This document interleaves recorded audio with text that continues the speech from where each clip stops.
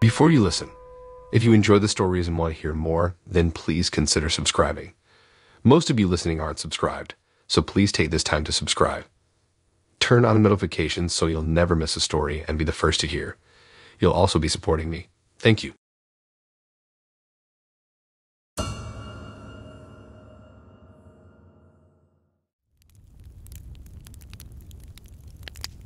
I decided to do a solo backpacking trip through Southeast Asia last summer before starting my new job. As a 22-year-old female, I was a bit nervous about traveling alone, but felt up for the adventure. My best friend Julia helped me plan out an itinerary across Thailand, Cambodia, and Malaysia. The idea was to stay in a mix of hostels and budget Airbnbs to meet fellow travelers while also having some alone time. My first week backpacking went smoothly. I met plenty of other solo female travelers in Thailand, and we looked out for each other. I stayed in a few Airbnbs with no issues. By the time I took an overnight bus to Kuala Lumpur, Malaysia, I was feeling more confident. In Kuala Lumpur, I had booked a room in an Airbnb owned by a local man named Amir. It had glowing reviews with mostly female guests raving about how safe and welcoming it was. Amir himself had a 5-star rating as a host.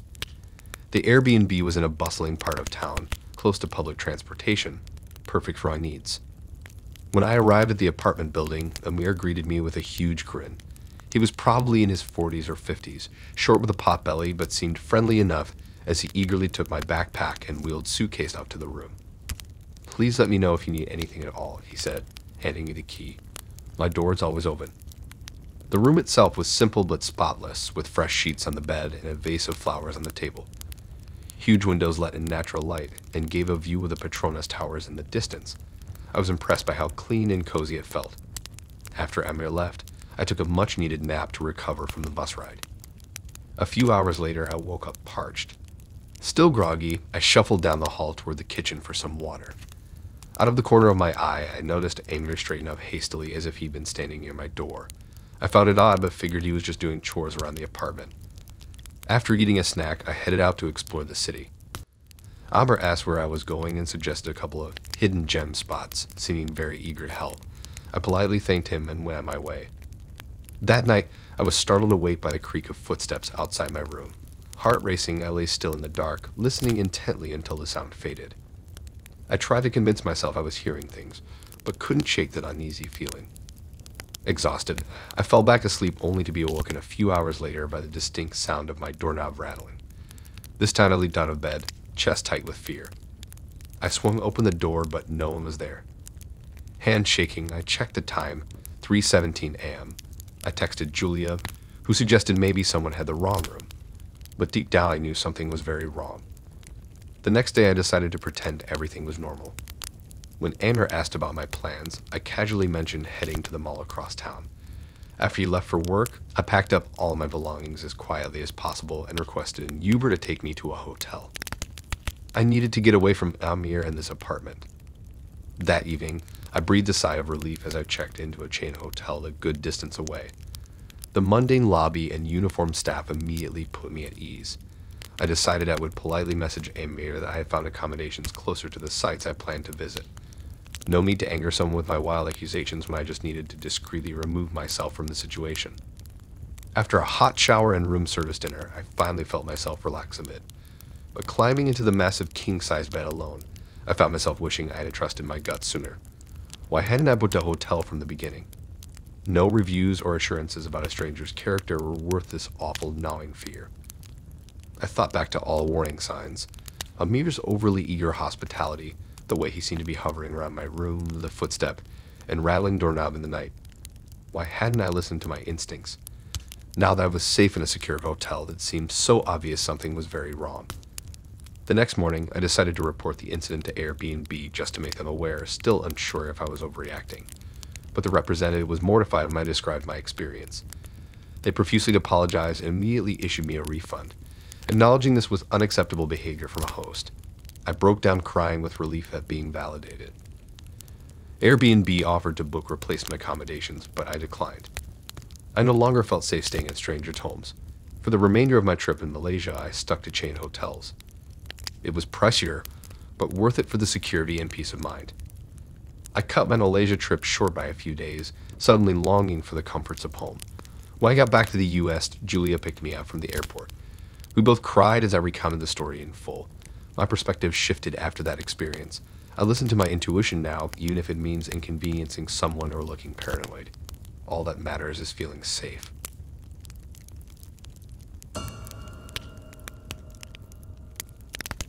I was headed to New York City last month for a big conference that my company was sending me to. The conference organizers had booked blocks of rooms at a few flagship hotels in Midtown for attendees, but the rates were outrageously high. Since money has been tight lately, I decided to save cash and book an Airbnb rental instead. Browsing the Airbnb options, I settled on a small studio apartment in Brooklyn. It was a fraction of the cost of a Manhattan hotel and had stellar reviews. The photos showed a modest but cozy space with vintage-style furnishings. I imagined myself staying there feeling like a real New Yorker rather than being crammed into some generic hotel room. The Airbnb host named Mark seemed friendly and welcoming when we first connected online. He sent thorough instructions for checking in and getting keys once I arrived. Dragging my suitcase up the worn stone steps to the building's entrance, I was excited to experience a new neighborhood. The apartment was on the third floor of an old brownstone walk-up. It looked just like the pictures when Mark opened the door to greet me. Sunny and simply decorated with exposed brick walls and wood floors. After a quick tour, Mark handed me the keys and reminded me to reach out if I needed anything during my stay. The first 2 nights in the Airbnb were completely uneventful. I was out of the apartment from early morning until late evening each day at conference events. The neighborhood seemed safe and quiet as I came and went at all hours. On the 3rd night, the conference ended earlier than usual. I decided to head back to the Airbnb to freshen up before meeting colleagues for a late dinner. As soon as I walked into the small bathroom, I noticed a tiny hole that had been drilled into the wall near the mirror. It was only about the diameter of a pencil, but gave a direct sightline to the shower. My heartbeat quickened as I looked closer and discovered a hidden camera tucked away under the sink, angled to record the shower. The moment I spotted the small camera tucked behind the bathroom mirror, my heart dropped. I frantically looked around the rest of the bathroom and saw another tiny camera hidden inside a decorative vase on the counter. My hands shook with anger and disgust as I realized I had been filmed in my most private moments without consent. I felt so exposed and violated knowing that someone had been spying on me in the bathroom. All the times I had showered, changed, and used the toilet played through my mind. Had the cameras captured me wrapped in only a towel, or in a state of undress? The thought of those intimate images being passed around and ogled by strangers made me want to vomit. I rushed to check the other rooms, looking for more hidden cameras. I inspected every bookshelf, houseplant, and light fixture. My skin crawled imagining the footage that could have been captured of me sleeping or dressing in the bedroom. How long have those sinister hidden lenses been tracking my every move? The sense of violation clung to me like a poison. My privacy and personal boundaries had been completely disrespected. I felt exploited and ashamed, even though I had done nothing wrong.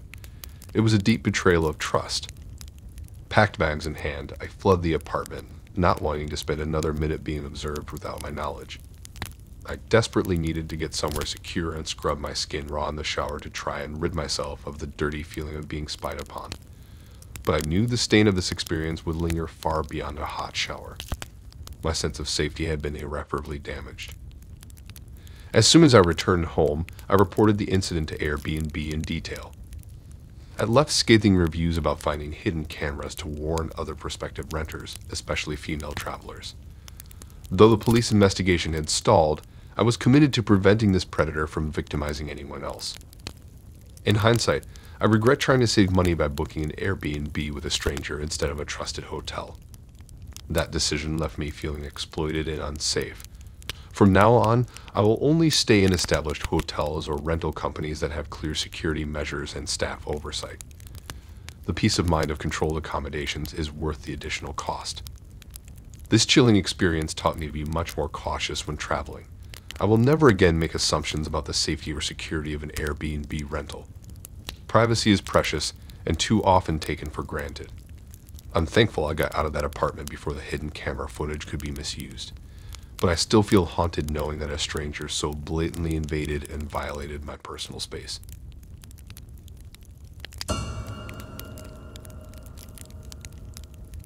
I was so excited to visit the big city for a long weekend getaway.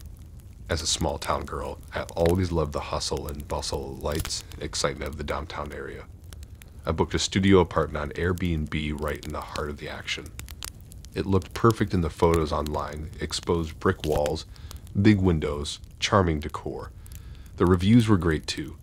I couldn't wait to stay in such a cute, convenient place. When the big taxi pulled up to the address, my stomach sank. The neighborhood was not at all what I expected. There were bars on every door and window. Trash blew down the dirty streets. The buildings were covered in graffiti. A couple of rough-looking men lingered on the sidewalk, staring at me as I got out of the car. I hesitated before going inside the building. It didn't feel safe at all, but I figured the apartment itself would be fine. Once inside, I was relieved to see the apartment look just like the pictures, cozy and clean. After settling in a bit, I decided I should walk around outside to get my bearings. Plus, it was still daylight out, so surely it wouldn't be too dangerous. I ventured out, determined to find the positives. Well, I barely made it 2 blocks before turning back. There were no nice shops or cafes in sight, just a couple corner stores with security gates. Everyone I passed looked at me suspiciously. I heard yelling and loud music coming from the apartment buildings. The few people out and about seemed to be up to no good. I walked faster, keeping my head down. I had never felt so out of place and vulnerable. Back in the safety of the apartment, I double-checked the lock and slid the latch into place. My heart was racing. That first night was endless. I tossed and turned, jumping at every little creak and sound. I tried watching TV to distract myself, but couldn't concentrate. Each siren and shout from outside made my chest tighten anxiously. I kept picturing someone breaking in even though I knew the door was locked. Sleep felt impossible. Morning finally came after what felt like the longest, most frightening night ever. I was groggy and on edge after barely sleeping. I decided to just stay put for the day. The thought of going outside made my palms sweat. I spent the day reading, nibbling on snacks, and trying to talk myself into giving this place a chance. But as soon as dusk fell, that uneasy feeling settled heavily back over me. Like that night, the loud, angry voices of people arguing right outside my window jolted me. My heart raced. That was it. I couldn't stay here another night. I went online looking for the closest hotel I could find somewhere downtown. I didn't even care how much it cost at that point. I just had to get out of there. After a mostly sleepless night, I packed up my stuff quickly in the morning. The neighborhood seemed even sketchier in the light of day. I called an Uber so I wouldn't have to walk to my car alone. With each minute that passed waiting for my ride, my anxiety rose. I felt like I was being watched through the windows. Finally, the Uber arrived and I raced out to meet it. I made sure to lock the apartment door behind me. At the hotel, I was greeted by a friendly receptionist and crystal chandeliers in the lobby. Just being there eased my nerves. I checked into my blissfully clean, safe room. That night, I slept peacefully knowing I was protected. The next morning, I worked up the courage to return to the apartment one last time. I took an Uber again, too paranoid to step foot outside alone in that neighborhood. When we pulled up, there were even more shifty-looking characters loitering around. I kept my purse tight under my arm, keys in hand, while I hurried into the building. Inside, I gathered my belongings as quickly as possible. I felt better knowing this was the last I'd see of this place. After triple-checking I had everything, I rushed back outside, so relieved to get away from that terrifying neighborhood. Back home that week, I left a detailed review about my experience to warn others, especially when traveling alone. I also contacted Airbnb to notify them of the serious safety concerns at that listing. They apologized and said they would investigate further based on my report. I learned to never depend solely on photos when booking a rental. It's so important to thoroughly research the area, read reviews, and make sure it is safe, especially for solo female travelers. This trip taught me that while exciting new cities can be fun to explore, you have to be vigilant about where you stay. One wrong decision could have lasting consequences.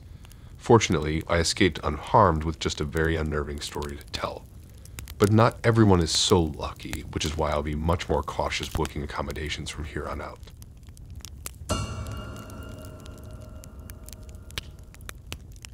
I will never forget that ill-fated weekend I spent at the Airbnb. It was supposed to be a fun solo getaway in the city, but it quickly turned into a nightmare that still haunts me. At first, everything seemed perfectly normal.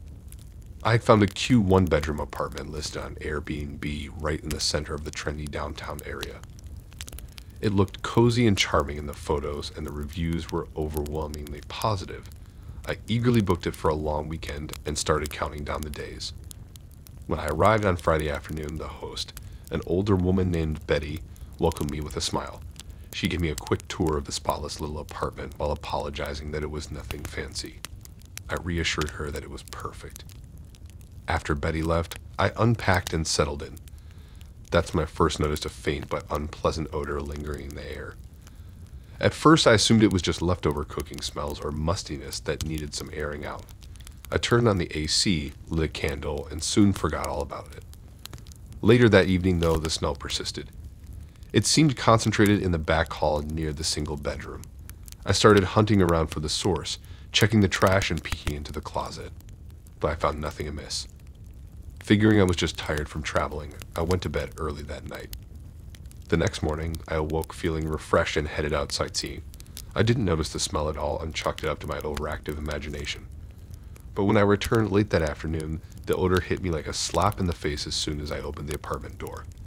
It was a sickly, sweet, rotting stench that turned my stomach. Concerned, I immediately called Betty, who dismissed it as old plumbing issues. She suggested I open some windows and spray air freshener. Not wanting to kick up a fuss, I took her advice, though it did little to help. I even lit scented candles, which only added a flowery note to the repulsive smell. That night, I had trouble sleeping as the smell permeated the entire apartment. I tossed and turned, debating if I should just check into a hotel. But not wanting to lose my Airbnb money, I decided to stick it out. The next day was when things took a truly terrifying turn. The odor was so nauseating that I knew I couldn't stay another night. I decided I had to figure out exactly where it was emanating from before calling Betty again. Methodically searching the apartment, I started by emptying the kitchen trash and wiping down the counters. Next, I cleaned the bathroom, though nothing seemed amiss. Moving toward the back hall, the stench grew thicker until I was gagging. That's when I noticed the closed door. Heart pounding, I turned the knob and was met with darkness. Feeling along the wall for a light switch, I steeled myself as the room illuminated. Nothing could have prepared me for the nightmarish sight. I couldn't believe my eyes when I walked into that dingy back room. There in the corner lay the most grotesque sight I had ever seen. A decomposing body was sprawled across the floor, partially obscured by a filthy, blood-stained sheet. The corpse was swollen and discolored, with purplish bruising and peeling skin. The overwhelming stench of rotting flesh immediately assaulted my nostrils, making me gag and stumble backwards in shock. I felt the bile rising in my throat as I struggled to comprehend the nightmarish scene before me. Once I regained some composure, I knew I had to get out of that house right away. This was no longer just a minor issue of an unpleasant smell, as the host had insisted when I first complained after arriving. This was a full-blown crime scene with a dead body. Just as I turned to flee from the room, I found myself face to face with Betty, the elderly host. Her eyes were wide with surprise as she stood blocking the doorway, demanding to know what I was doing poking around back there. Before she could react, adrenaline kicked in and I shoved past her brutally, desperate to escape. I could hear her shouting behind me as I sprinted for the front door. Somehow in my panic, I managed to stumble off to the street and dial the cops with my shaking hands. In broken sentences interrupted by gasps, I tried to describe the horrific scene to the dispatcher. The operator tried to calm me down and get more details as I watched the street warily for any sign of Betty coming after me. To my immense relief, I soon heard sirens in the distance growing louder. Within minutes, 2 patrol cars pulled up with lights flashing. As the officers arrested a screaming and resisting Betty, I recounted the entire terrifying ordeal to a kindly policeman who reassured me that I did the right thing by investigating the smell and promptly calling for help. He gently informed me that the dead man was identified as someone who had been reported missing several weeks prior. I shuddered to think of how long that poor soul had been decaying back there while I went about my days completely unaware. In the aftermath, I learned that Betty had murdered her ex-boyfriend in a fit of rage. She had hidden his body in the spare room, assuming his disappearance wouldn't raise suspicions. My weekend stay had threatened to expose her sinister secret. The experience still traumatizes me to this day. I'm extremely wary of staying in Airbnbs now, only booking well-reviewed properties with responsible hosts. I'm also grateful I trusted my senses.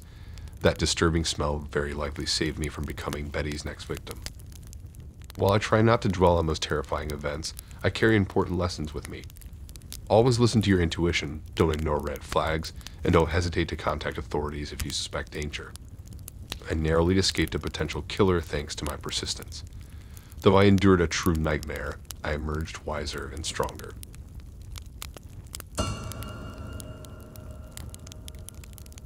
It was a quaint gray shingled house surrounded by yellow wildflowers and set back from the road.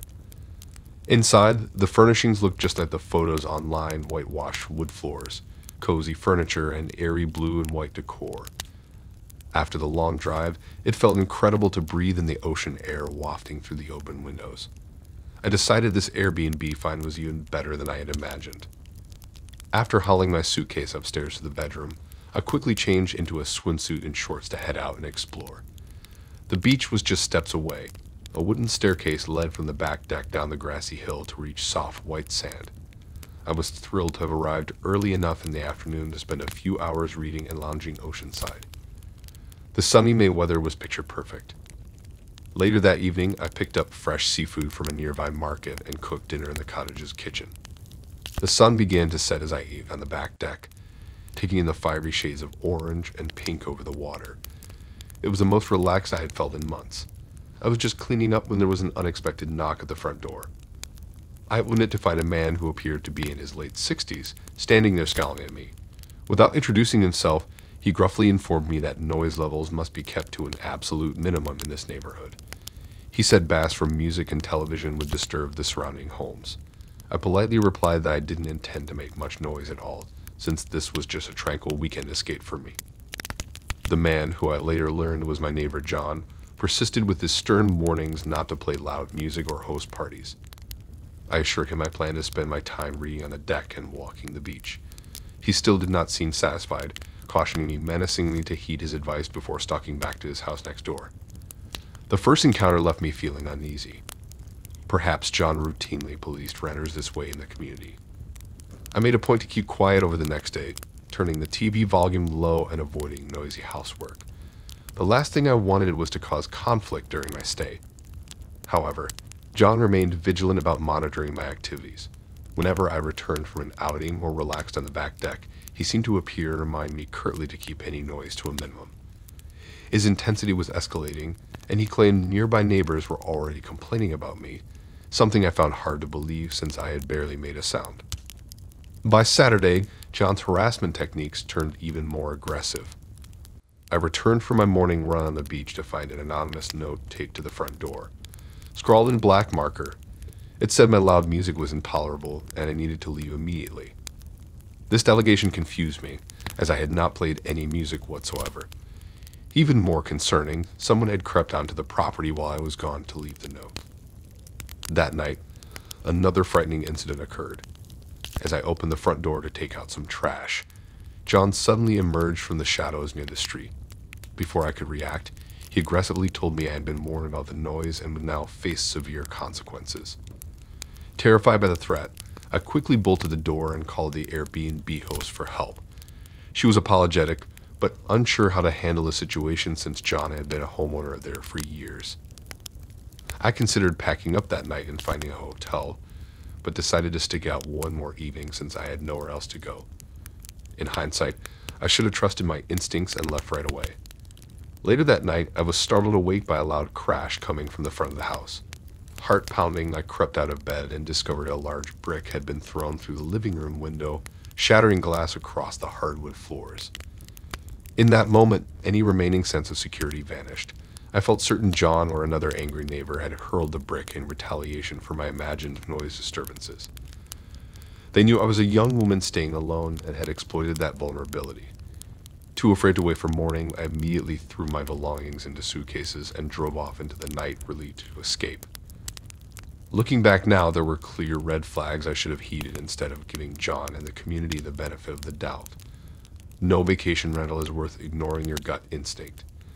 As a solo female traveler, I was an easy target for the abuse and intimidation that escalated each day. Although I avoided involving the police at the time, the criminal act of throwing a brick through the window warranted more than an angry warning. My advice for other Airbnb guests is to scrutinize reviews for any mention of difficult neighbors, noise regulations, or safety issues. Don't wait if something feels strange. Take action by reporting concerns or finding alternative accommodations. You should feel comfortable asking hosts what security precautions they take. Finally, remember you have the right to politely end your stay if problems arise. Peace of mind is priceless, so trust your own judgment above all. Katie and I had been dating for about 6 months when I surprised her with a little weekend getaway. I knew she loved cabins, so I booked this super cute remote one I found online through Airbnb.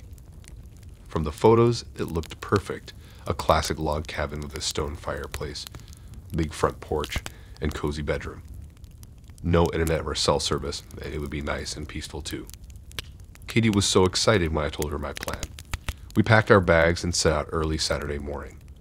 The cabin was located about 2 hours outside of town down winding back roads surrounded by dense forests. I used the directions from Airbnb, but soon the paved roads turned to gravel, then dirt. We didn't pass a single car or see signs of civilization for at least a half hour. I started wondering if we were even still going the right way, until we pulled up to a small clearing. The cabin was right there. It looked just as charming in real life as it did online. Katie could barely contain her excitement as we haul our bags up the creaky steps. Inside was even better than I imagined. The living area had wood-paneled walls, a stone fireplace, and plate armchairs, super cozy and rustic. The kitchen was on the smaller side, but had all the essentials like a mini fridge, oven, and sink. My favorite part was the bedroom with the wrought iron framed bed, flannel sheets, and views of the woods outside. After checking out the place, I wanted to give our families a quick call to say we arrived safely. That's when I realized there was zero cell service this far out. No worries, I figured we could use the landline. But when I picked it up, there was no dial tone at all. Katie said not to stress about it, and she was right. We came here to unplug after all. To unwind after the long drive, we poured some wine and went to sit out on the creaky front porch. The clearing around the cabin was encircled by towering pines, oaks, and birches. It was so serene and beautiful out there. As the sun started to set, we saw deer grazing along the tree line. Nothing but us, the woods, and total peace and quiet. By the time it was completely dark, we were getting hungry. We had brought some pasta, veggies, and sauces to cook. I made us a little candlelit dinner, which felt kind of romantic. We ate at the small dining table by the flickering firelight, laughing about how cool it would be to own a place like this someday. Just as we finished eating, an extremely loud bang came from outside. Like someone was hitting a hammer against a tree or chopping wood. Katie and I exchanged puzzled looks. "Did you hear that too?" she asked. I nodded, trying to reassure her it was just an animal or something, although I had no idea what could make a noise that loud. Over the next hour, more sounds emerged from the pitch-black woods surrounding us.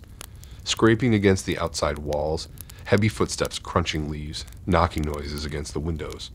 With each one, Katie became more unsettled, convinced someone was right outside the cabin watching us.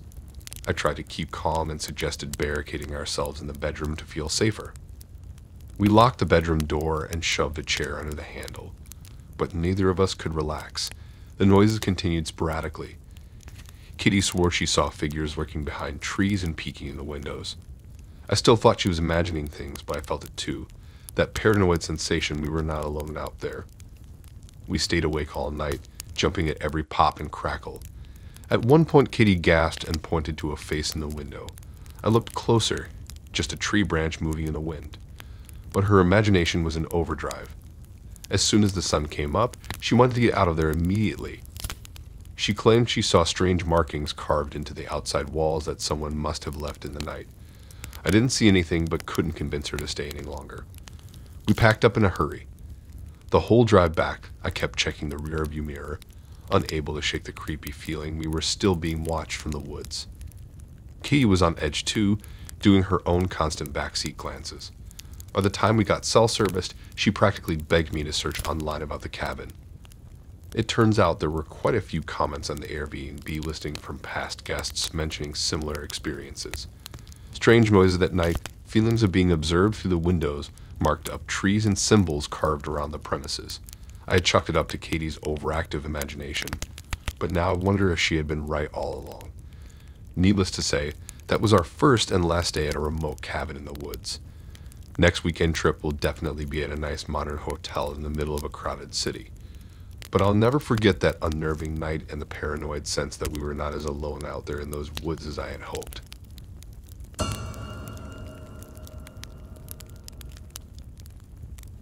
I've been dreaming of visiting Thailand for years, and finally, I was here.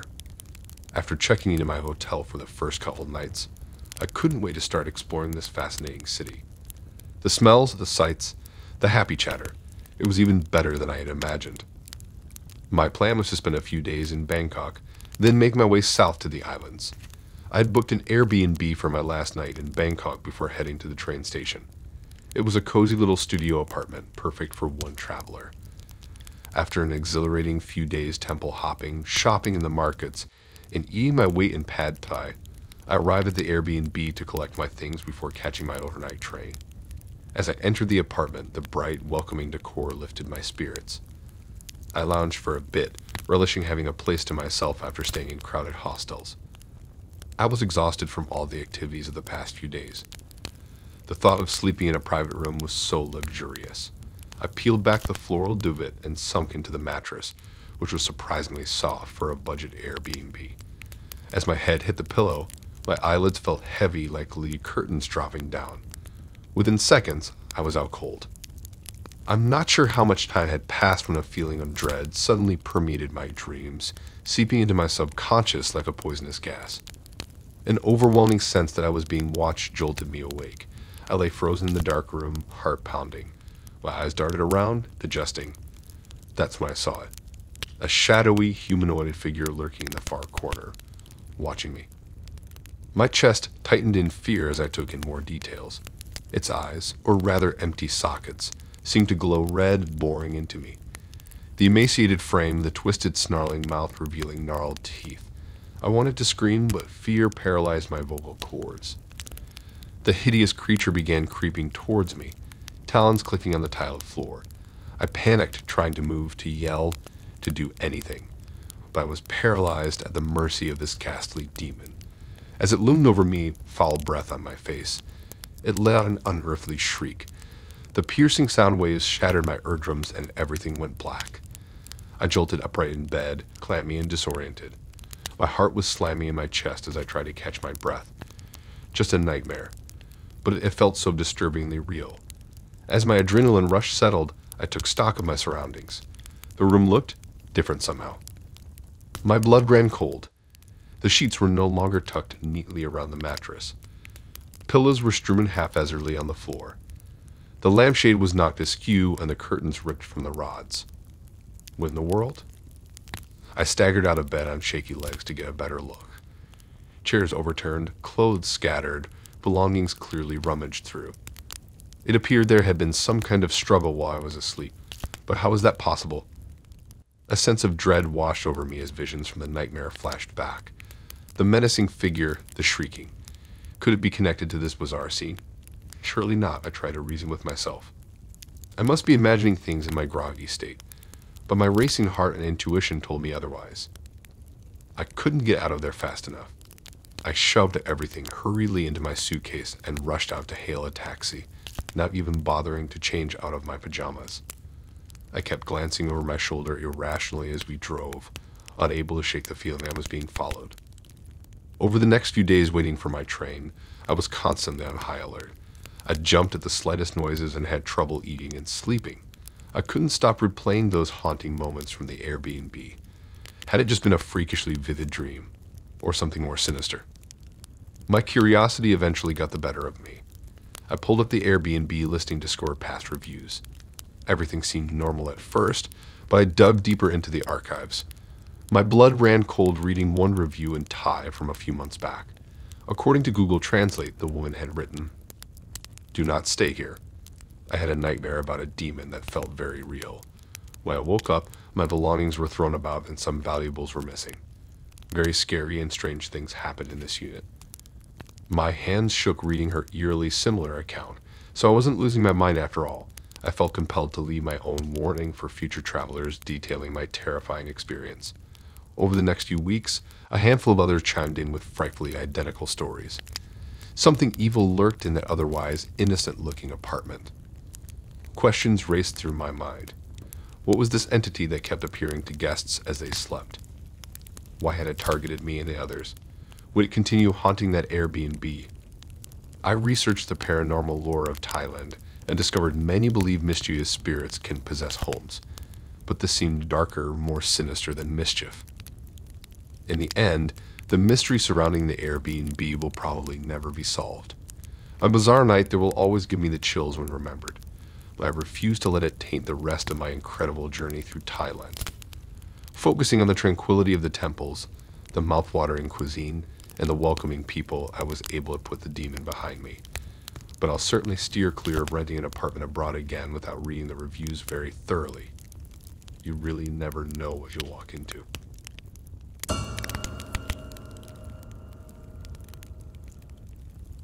My partner Dan and I were desperately in need of a relaxing weekend escape from the hustle and grind of our stressful city lives. After endless days filled with demanding jobs, family obligations, social events, and other responsibilities, we felt completely drained and longing for some peace and quiet. When I happened to come across a charming rustic cabin rental listed on Airbnb, it immediately seemed perfect. The photos depicted a cozy wooden interior with a stone fireplace, big windows overlooking the surrounding woods, charming vintage furnishings, and very reasonable nightly rates. It was located in a tiny rural town a couple hours north of the city that neither of us had ever visited before. Without any hesitation, I quickly booked it for the upcoming weekend. The drive there was so tranquil and scenic, winding along peaceful back roads flanked by rolling green hills, farms, and forest. I smiled over at Dan relaxing in the passenger seat next to me. "Just what we needed, right?" I asked cheerfully. He nodded in agreement, already looking more calm and content. When we finally pulled up to the address provided, my smile faltered slightly. The cabin looked quite a bit more weathered and rundown than the bright, charming pictures had depicted. The dark wood siding was worn and sagging in multiple spots, with peeling paint and a dilapidated porch. The wildly overgrown landscaping gave it an even more abandoned appearance. When I tentatively knocked on the crooked front door, a disheveled, middle-aged man greeted us and introduced himself as Mark, the property owner.